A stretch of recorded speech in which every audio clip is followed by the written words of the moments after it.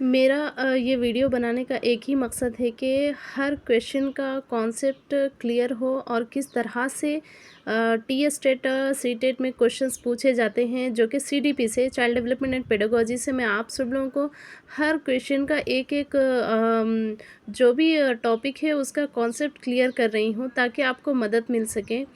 देखिए मैंने भी जब फर्स्ट टाइम टेट अटेंड किया था तो मुझे कई क्वेश्चंस सॉल्व नहीं हो सके क्योंकि कॉन्सेप्ट ही क्लियर नहीं था। ज़्यादातर उर्दू मीडियम्स के जो भी एस्पिरेंट्स हैं वो बोलते हैं मवाद की कमी की वजह से ये कहाँ से लाए वो कहाँ से लाए, ऐसा कुछ नहीं है, जस्ट लैंग्वेज का डिफरेंस है। देखिए नॉम चॉम्स्की के बारे में आप जाइए, बहुत भर भर के नॉलेज पड़ा है, जस्ट तलाश करने की ज़रूरत है।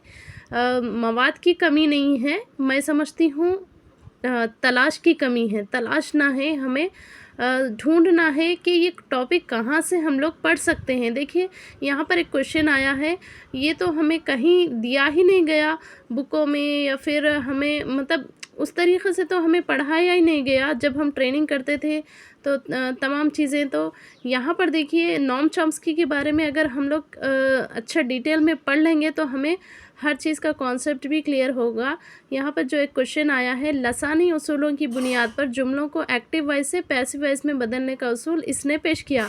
जब हम इन लोगों के बारे में कोलबर्ग है, कार्ल जंग्स है, एरिक्सन है, नॉम चॉम्स्की है, ये जो भी साइकोलॉजिस्ट थे जो भी थे, इनके बारे में डिटेल में जानने के बाद ही हम क्वेश्चन को सॉल्व कर सकेंगे। इसीलिए मैं हर बार कह रही हूँ कि कॉन्सेप्ट क्लियर होना चाहिए। अगर हमारा कॉन्सेप्ट क्लियर हुआ तो हम लोग आसानी से क्वेश्चंस को सॉल्व करते हैं। यहाँ करेक्ट आंसर है नॉम चॉम्स्की। नॉम चॉम्स्की ने ही सेंटेंस फॉर्मेशन में transformation active voice to passive voice किया है और इनकी थ्योरी को क्या बोलते हैं, रूल पैसिव ट्रांसफॉर्मेशन बोलते हैं, रूल पैसिव ट्रांसफॉर्मेशन। इन्होंने जो रूल बनाया है एक्टिव वॉइस से पैसिव वॉइस को बदलने का वो है नॉम चॉम्स्की। नॉम चॉम्स्की ने ग्रामर का रूल्स भी बताया है, इसीलिए जाइए ढूंढिए और पढ़िए नॉम चॉम्स्की के बारे में डिटेल में।